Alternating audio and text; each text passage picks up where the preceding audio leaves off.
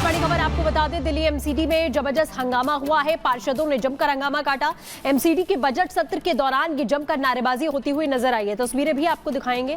Budget सत्र के दौरान किस तरीके से आप देख रहे हैं, बैनर पोस्टर के साथ में जो तमाम पार्षद हैं वो यहाँ प्रदर्शन करते हुए नजर आ रहे हैं और सीधे तौर पर एक दूसरे पर आरोप प्रत्यारोप का जो सिलसिला है वो लगातार जारी है। एमसीडी में जोरदार हंगामे की ये तस्वीरें हम आपको दिखा रहे हैं। सभी पार्षद इस समय हंगामा करते हुए यहाँ पर नजर आ रहे हैं। स्पीकर की ओर से सभी को शांत कराने की कोशिश की जा रही है, लेकिन तमाम बैनर पोस्टर के साथ में संविधान की हत्या का आरोप लगाते हुए यहाँ पर ये पार्षद नजर आ रहे हैं। दो तस्वीरें आप देख सकते हैं, एक तरफ बैनर पोस्टर लिए किस तरीके से हंगामा कर रहे हैं ये तमाम पार्षद।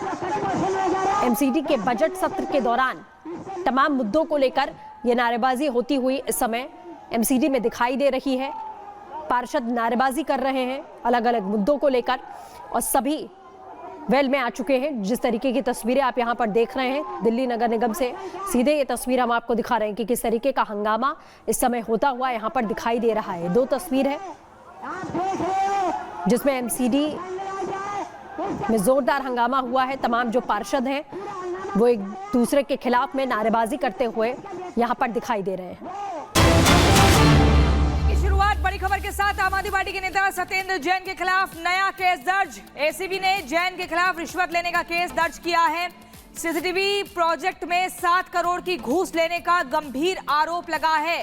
जैन पर रिश्वत लेकर जुर्माना माफ करने का आरोप लगा है।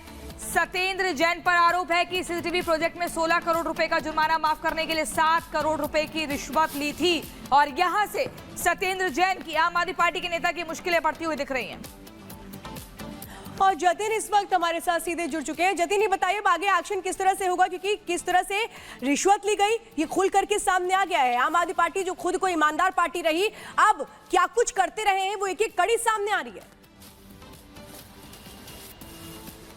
बिल्कुल, देखिए इस पूरे मामले में जो उन्होंने रिश्वत ली जुर्माना माफ करने के एवज में, उसको लेकर एंटी करप्शन जो ब्यूरो है उनकी तरफ से एफआईआर दर्ज की गई है। तो संभवतः अब इस पूरे मामले में इन्वेस्टिगेशन शुरू होगी। इसके बैकग्राउंड के बारे में जब आप पढ़ेंगे तो समझ पाएंगे कि कितना बड़ा ये स्कैम था जो कि महिला सेफ्टी से ही जुड़ा हुआ था। दरअसल दिल्ली में सीसीटीवी कैमरे लगने थे, उसका प्रोजेक्ट 2019 में पास किया गया। तकरीबन 1.5 लाख सीसीटीवी कैमरे दिल्ली के अलग अलग विधानसभाओं में लगाए जाने थे। उस टेंडर को 571 करोड़ रुपए में दिया गया, लेकिन टाइम सीमा पे वो टेंडर पूरा नहीं किया गया। जो अनियमितताएं थी उसमें देखी गई और नियम ये बोलते हैं कोई टेंडर अगर सरकार की तरफ से दिया जाता है उसमें लूपहोल्स निकलते हैं तो उसके ऊपर पेनल्टी लगाई जाती है। तकरीबन 16 करोड़ रुपए की पेनल्टी उस समय उस कंपनी के ऊपर लगाई गई, लेकिन उस पेनल्टी को माफ करने के लिए सत्येंद्र जैन के ऊपर एलिगेशन है कि उन्होंने 7 करोड़ रुपए की जो रिश्वत है वो उससे ली। और इसी मामले में लगातार शिकायत एंटी करप्शन ब्यूरो जो कि दिल्ली में इन सभी भ्रष्टाचार के मामलों को डील करती है उनके पास पहुंची थी। हालांकि जब उस मामले में उस शिकायत को एनालाइज किया गया, तमाम जो तथ्य उसको खंगाले गए, और आप देखना है आगे और क्या एक्शन होता है इस मामले में। जतिन, आगे भी अपडेट लेंगे। फिलहाल जानकारी देने के लिए धन्यवाद। तो सत्येंद्र जैन पर केस दर्ज होने के बाद बीजेपी ने आप पर हमला बोला है। बीजेपी का आरोप है कि पूरी पार्टी ही घपले और घोटाले में डूबी हुई है। बीएल कंपनी को सीसीटीवी कैमरे लगाने का ठेका 2017-18 में 517 करोड़ रुपए का दिया गया, लेकिन काम में देरी हुई। कंपनी पे जो पेनल्टी लगाई गई 16 करोड़ रुपए की, उसको माफ करने की एवज में सत्येंद्र जैन ने 7 करोड़ रुपए की रिश्वत उस कंपनी से ली और भारतीय जनता पार्टी ने तब भी इसकी शिकायत की थी और ये मामला संज्ञान में आया था। उसकी जांच शुरू हुई थी और जांच 2023 में पूरी कर ली गई थी। लेकिन अरविंद केजरीवाल, तुम कितने भी अपने गुनाह छुपाने की कोशिश कर लो, अपनी चोरी और लूट को छुपाने की कोशिश कर लो, अंततः सच्चाई जीत की होती है।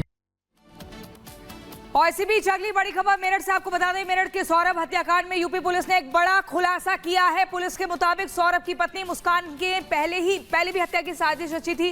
22 फरवरी को मुस्कान ने 800 रुपए में चाकू खरीदे थे और उसके बाद बेहोशी की दवा भी ली थी। इसके बाद मुस्कान ने अपने प्रेमी साहिल को घर पर बुलाया और चाकू से सौरभ को काटकर उसकी हत्या कर दी। शवों के टुकड़े एक एक करके ड्रम में छिपा दिए गए और प्रेमी के साथ मिलकर शिमला घूमने चली गई थी। इस पूरे आप समीकरण को समझिए, यहाँ से कड़ियां जुड़ती गई। देखिए 4 मार्च की पूरी घटना है जब ये मुस्कान मुस्कान रस्तोगी आरोपी महिला का नाम है, जिसकी 2015 में मुलाकात हुई थी सौरभ राजपूत से। 2016 में शादी हुई थी, 2019 में इनकी बच्ची हुई थी। ड्रम आप देखिए, यही वो ड्रम है जिसमें इस महिला ने, आरोपी महिला ने अपने प्रेमी के साथ मिलकर अपने पति को मौत के घाट उतार दिया। 15 टुकड़े इसी ड्रम में करके डाले और फिर ऊपर से सीमेंट का घोल डाल दिया ताकि किसी को शक ना हो। लेकिन 18 मार्च की वो तारीख जब आरोपी महिला अपनी माता पिता के घर जाती है और पूरी घटना के बारे में बताती है। इन 3 तस्वीरों को देखिए, पति के 15 टुकड़े कर दिए गए इसी आरोपी प्रेमी के साथ मिलकर, जिसका नाम साहिल है, इस ड्रम में छिपाया गया। शिकंजे में कातिल पत्नी आ चुकी है।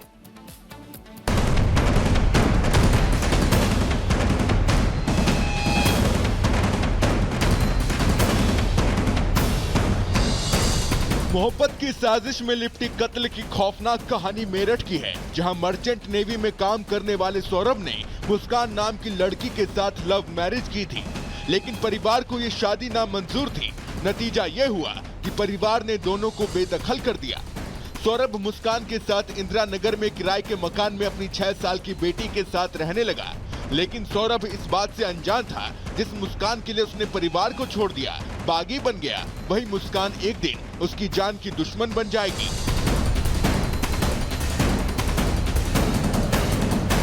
सौरभ की पत्नी मुस्कान ने अपने बॉयफ्रेंड साहिल शुक्ला के साथ मिलकर सौरभ की हत्या कर दी।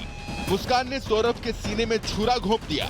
लाश ठिकाने लगाने के लिए मुस्कान के बॉयफ्रेंड साहिल ने लाश के 15 टुकड़े किए और इन टुकड़ों को ड्रम में भरकर उसे सीमेंट के घोल से पैक कर दिया। पुलिस ने ड्रिल मशीन से ड्रम को तोड़कर शव निकालने की कोशिश की और फिर शव को पोस्टमार्टम के लिए भेजा।